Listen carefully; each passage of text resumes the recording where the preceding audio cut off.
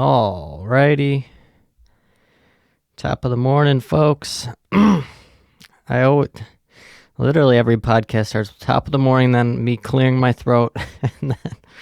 But hope you're doing well. Hope everything's going good this holiday season for you. This is going to be Garden Pals number 92 for Tuesday, December 14th. Drinking my LaCroix here.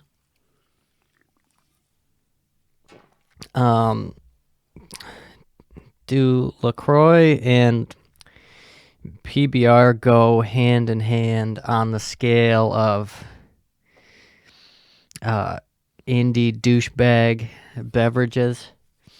I feel like they're... Well, I think LaCroix actually might be even more of a douchebag drink than PBR.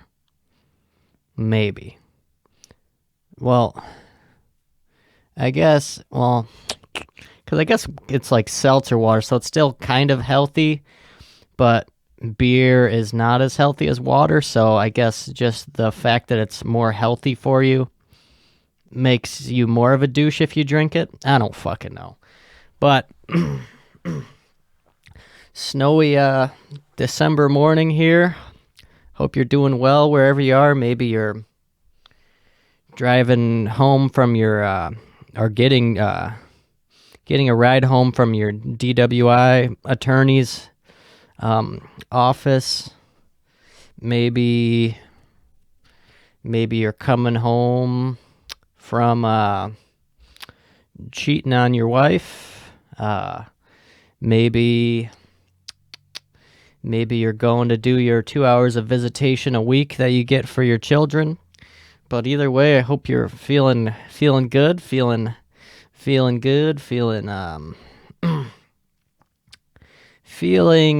solid. Hope you're doing solid. And just update, just gonna keep reminding you, I think when the episodes hit the triple digits, episode 100 on, we're gonna go to 2 episodes a week. I'm thinking Mondays and Thursdays. The one of them's gonna be an hour-long solo podcast, and then the second one will probably be with one of my lovely friends. And speaking of friends, well, I guess this is just a reoccurring character on the program. Not really a friend. I wouldn't consider her... What's up with this coughing today, folks? Wouldn't consider her a friend, but she did live inside of my home for a while. Good old Pam. We all know her. We all love her. We all hate her. Wish she was dead. Everybody's been graced with her presence one time or another, whether you wanted to or not. She just kind of showed up. And that's what she did this time, folks. She's back. Not in the physical sense, thank God, but I did receive a Christmas card from old Miss Pam. Would have rather not received anything at all from her in the mail, but what are you going to do? Like I said before, she kind of just shows up, whether you like it or not. Excuse me, taking a sip of my water. Yeah, that was pretty much her whole existence when she was living inside of my home. We did a whole podcast dedicated to her a while back. I think it was me, Bob, and Christian. I don't remember what episode it was, but I'm sure it was a hoot and a holler. It was probably in the 30s or 40s, I would assume, if I was a betting man. But yeah, Pam sent me and my mother a Christmas card. Apparently she is living out in Colorado. Boulder City, Colorado. I don't know why that's funny, or maybe just the thought of her living somewhere and being a productive member of society, which I know will never happen. That's just funny to me. There's no fucking shot. She has a job. She talks to her children. There's no way. There's no fucking way. I would bet all $12 that I have to my name on that. But yeah, she's alive, I guess. Probably still drinking at 7 a.m. Or I don't even know if it's... Because at what point does drinking the day before and it carrying over all throughout the night to the morning time, that's not really like morning drinking. It's like you're still carrying... It's like the... what is it? Not a layover, but a fucking... I don't fucking know. Carryover minutes. I don't fucking know. You ever have like a shitty phone plan where they would give you like 500 minutes and then if you didn't use them, they would roll over to the next month? That's what Pam would do basically with being an alcoholic. She would just start drinking at probably 6 p.m. on a Tuesday, and then it would just continue on for like 24 hours, 6 o'clock at night, and then to probably 6 o'clock the next day, just a 24-hour solid block of just grinding and hustling that fucking box wine down her throat. Just the real, what is she? She's the real Vin Diesel of being an alcoholic. I guess I just, Vin Diesel.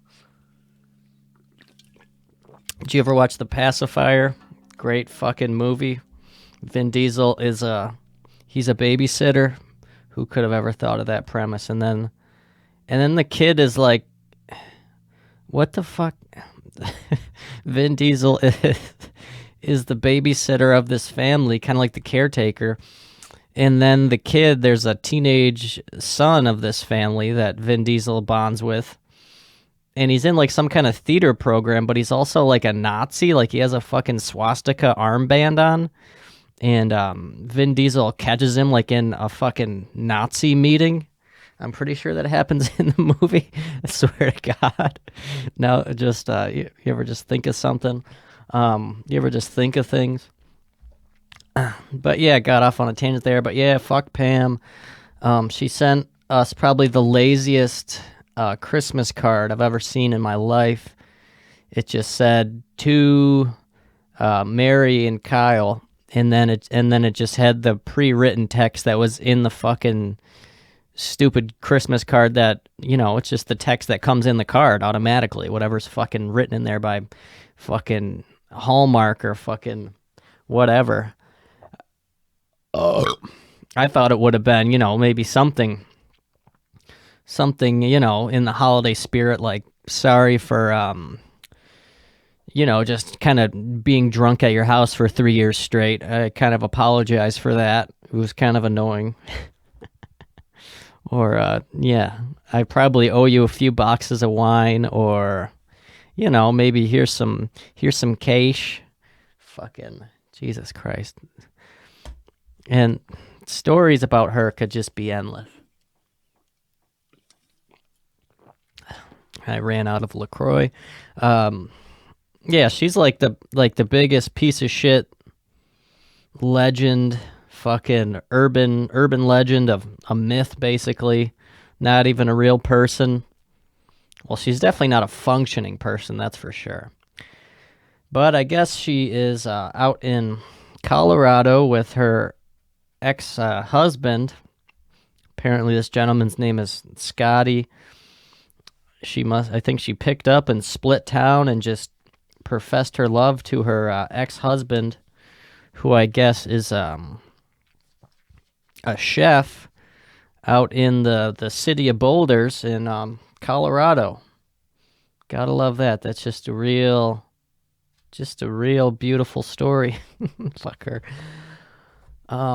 But yeah, who's gonna why would you even send a Christmas card if you're not, and you're gonna mail it all the way from fucking Colorado, and you're just gonna put the names of the people and then not even write anything fucking, like, any specific fucking pimped out message? Like, really? What the fuck's the point? I'm gonna go downstairs and fucking throw it out and fucking piss on it and shit on it. And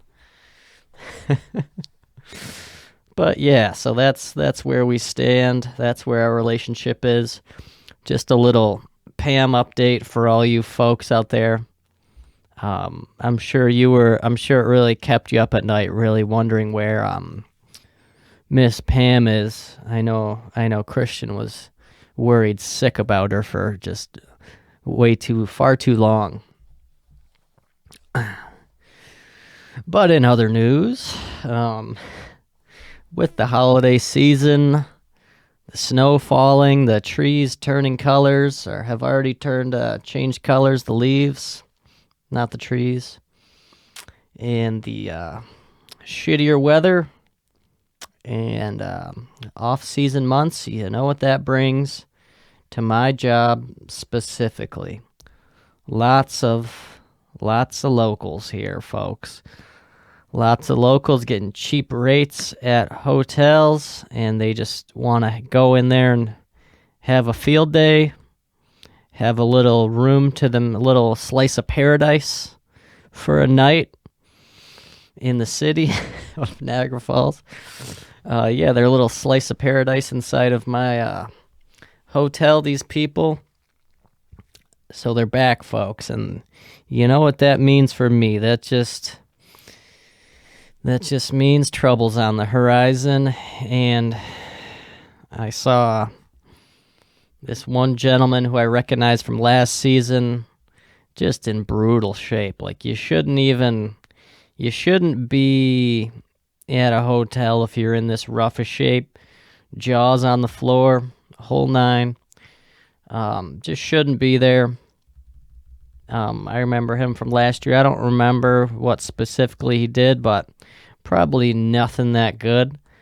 Just, I don't fucking know. But then, yeah, I don't know. These people, they just, they make my hair fall out, but what the fuck you gonna do? It's like the only money that any hotel will see in the city, because who the fuck wants to be a tourist when it's fucking negative 20 degrees outside? So yeah, so that's what brings the locals out, and plus any rate for pretty much any, 3-star hotel in the city, it's probably going to be like, can get as low to $30, $50 a night, which is not really, compared to the summer, it could get up to fucking $300-$400 for the same exact room, for the same exact fucking housekeepers that have no idea what the fuck they're doing. The same room that's gonna have, just not as clean as you'd like it to be. It's clean, but it's just not as clean as you'd like it to be. But yeah, these people are back. Love them. I'm one of them. Locals. What the fuck you gonna do? Had a lady that was screaming at me on the phone yesterday morning about how we should have free breakfast, which we don't. She was under the impression, or at least she felt, that we should have free breakfast, and I had to let her know that we do not, and she was not very happy about that. And then she said she was gonna come down to the front desk to yell at me, and that she was gonna call corporate, which I don't know if you know anything about like franchising a business, but when you're franchised, you don't really have a corporate like entity. Like, you have the main fucking shebang, company-owned businesses, but if you're franchised, you don't really have, well, I don't know, it's kind of double-edged, but it's not like we have an HR department inside of our hotel. It's just fucking, I don't fucking know. It's Bob the janitor. That's the HR of the fucking hotel. Gotta love it, folks, but at least it's entertaining. It's something to do Usually just like cleaning up grown adult messes at my job, my coworkers, and yeah, it gives me something to do.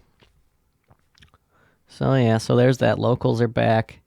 But yeah, speaking of old Bob the janitor, he's doing well. I was speaking to him a little bit last week. Yeah, like I said, he's doing well. He still has some of those gashes on his face. He still bleeds from time to time, just from the orifices around his face and neck area. I don't know what it is. Some people say that meth heads they're scratchers, so that's why they bleed a little bit here and there, but I don't know. Bob the janitor, he doesn't really take me as a meth guy, but I wouldn't put that past anybody. This gentleman, though, Bob the janitor, very interesting combo. He's a homeowner. He owns a home, but he takes the bus everywhere. And he said he used to own a car. But he owns a house, owns a whole house, bought it outright back in the day. And he said he bought a house in the city here of good old Niagara Falls. He said he bought it for like 40 grand cash back in the day. And he told me like the same story. You know how old people just repeat shit. He told me the same story like 3 times. He's like, yeah, she told me that the lady, it was like her first time on the job being a real estate agent, and she told me the price, $40,000, and I wrote her the check right there. She damn near fainted. And then he would like chuckle to himself. I heard that story like fucking 3 times, at least 3 times. But I love him to death. Even though he's fucking leaking blood on the floor, and then he just cleans up after himself. He fucking shits in the urinals and then shows people and then cleans up after himself. But he's one of the best we got there at my job. Great guy. And I was talking to him last week about fucking the Beatles documentary, just because that's all that I can talk about. Can't really shut the fuck up about it at all. I cannot. I apologize, even though this podcast has not had any speak of it, but I don't give a fuck. You're not signing the checks. I was telling him about it, and he's a fucking, like I said, he's like almost a meth addict. Like he kind of looks like a, meth head, method actor, what have you. So he doesn't really seem like a Beatles guy, but I always talk to him about like the shows that he watches, because he was fucking talking to me about how he got Roku with like a Pornhub app on it and shit. He said he's got Pornhub Premium. He's like a 60-year-old fucking janitor with just blown out proportions. It's just got some really oddly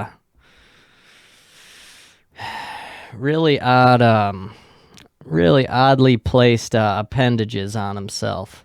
Or maybe he just he's not quite proportional. Like I said, not the best proportions on the guy, but love him to death. We always talk about shows and shit like that, so I was like, might as well see what he thinks of that old new Beatles documentary. So I asked him if he had Disney Plus, which I doubt it, unless he's like a fucking, which I mean, he might be a pedophile. I don't know if he watches Disney Plus just to, just get that feeling, get that rush. Old Bobby the janitor. But I asked him if he liked the Beatles, and then he said no, he doesn't like the Beatles at all. He said, yeah, they got a couple of good songs, but whatever. And he's more of a Van Halen, Led Zeppelin, and the biggest of all that he is a fan of, Bob the janitor. His favorite artist is Frank Zappa. Very arty and interesting choice of him to have. Him and Haw. Very cool, very interesting. I know Mr. Fritz loves some Frank Zappa as well. But yeah, so then he was telling me a little bit about Frank Zappa, and he was telling me this song to check out, and I was like, yeah, sure, yeah, I'll check it out, Bob, no worries, I'll check out some Frank Zappa song that he was telling about. Meanwhile, in my brain, I'm like, fucking, it's like the monkey with the little cymbals, just like, that's what's going on in my head. And but yeah, he told me to check out something by Frank Zappa, and then he's like, yeah, you gotta, it's me at the desk, and then he's in front of the desk in the middle of the lobby with like people around, and he talks. He's one of those very loud, he kind of like throws his voice very, it's just a loud talker. He's like, yeah, you gotta check out, there's a song by Frank Zappa called Titties and Beer. And that's what he wanted me to check out, and I still have not. Maybe I'll have to give it a listen today, and maybe tell you what I think about it, and then I'll tell him what I think about it when I work with him next. But yeah, that's kind of Bob the Janitor's vibe. He's like kind of a salty sea dog. He was not a Marine. He was a fucking Navy guy, Bob the Janitor. And yeah, he's just a real character, and those are the people that I like, so he's a good guy in my book. And he actually told me that he wrote 2 books, Bob the Janitor. I don't know how this came up in conversation, but I was like, oh, that's pretty interesting. And I was like, did you ever like let anybody read it? He's like, yeah, I let 2 people read them before. And I guess they were science. He writes like science fiction. He writes science fiction books. The janitor at the hotel that I work at writes science fiction novels. Oh yeah. This is how I figured out that he wrote books. This fella. I was talking about my cat for some reason. I was like, "Do you have any pets, Bob?" And he's like, "Yeah, I have a cat. His name is Farnham." And I was like, "Oh, that's a pretty interesting name." Or no, I said, "What's the name of your cat? Like Reggie or something?" And then he's like, "No, the name of my cat is Farnham." And then I said, "Oh, okay, that's a pretty strange name for a cat. Where'd you get that from? Is that a family name?" And he said, "No, it was the name of a character from one of my books." And I was like, "Oh, what book was it?" Assuming that it was just a book that he read. And he was like, "No, I wrote it. I wrote the book." So he and I was like, "Oh, what's it about?" And then he said some bullshit about some science fiction plot line that I could give 2 fucks about. And I was like, "Well, that's pretty cool. Why didn't you tell me about this like before, Bob? Like, what the fuck? We've been friends for fucking since I worked here. You're not gonna tell me that you're going around fucking writing novellas? What the fuck? What am I, chopped liver?"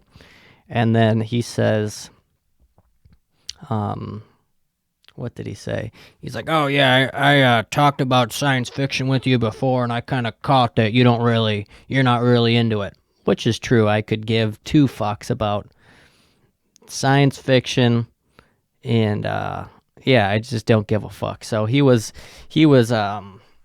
the nail on the head with that one. But it's just an interesting little fact to know that my janitor fucking writes down words on the page. Pretty cool. What the fuck does your janitor do, huh? How about that? Does your janitor fucking write science fiction books about characters named Farnham or whatever the fuck he said? I doubt it. But yeah, that's pretty much what's been shaking at the workplace. We got yeah, so what did we cover? So I got we covered fucking Pam unfortunately being still alive, getting screamed at by locals about breakfast at the hotel. Gotta love that. And an update about the release schedule of the podcast. We've covered that. already.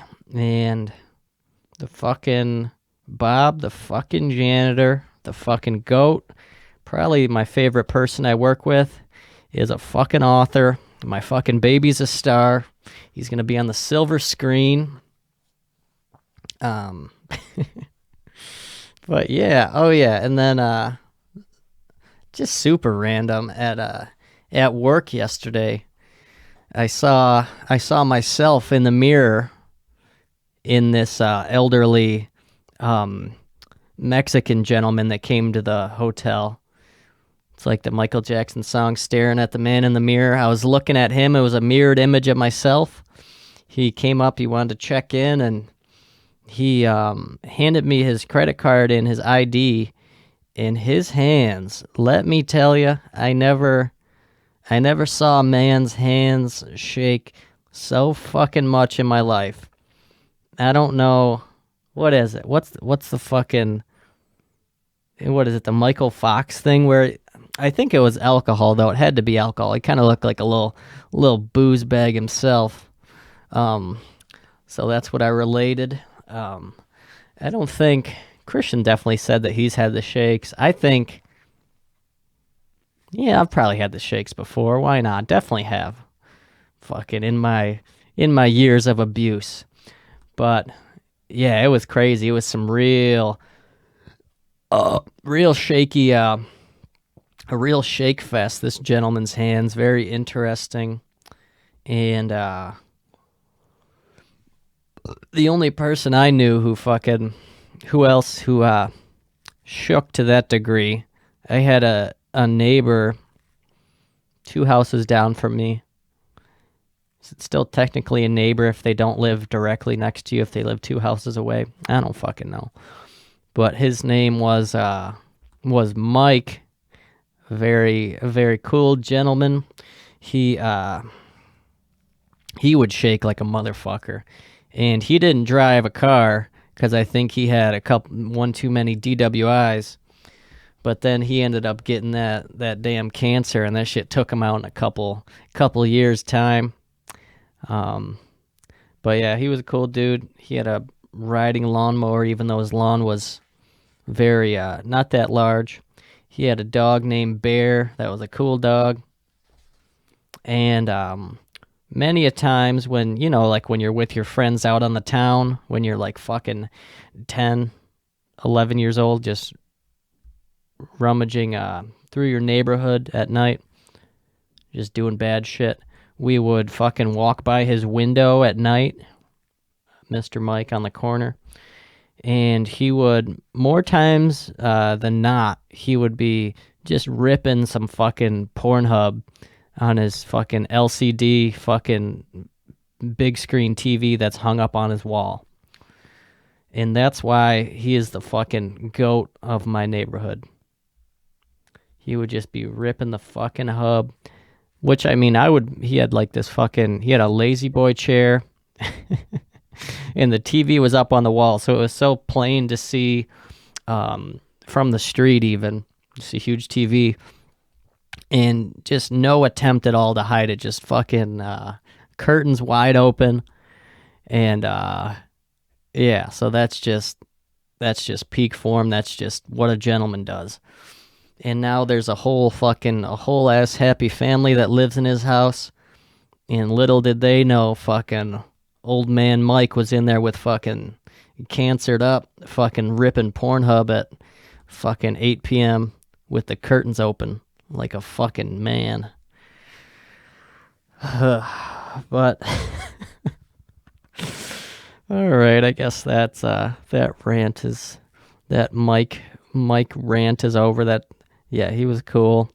He was a cool dude. I think his name, I don't even know, but yeah, fuck cancer. Shout out to Boozy. But yeah, like I said, what we just covered, this has been a pleasure, folks. Thank you very much for tuning into the program. This has been Garden Pals number 92 for Tuesday, December 14th. And hope you're doing well. Hope you have yourself just a fucking rootin' tootin' day. Maybe you get some things done. Maybe you don't. But either way, I hope you still, I don't fucking know. Have a good day.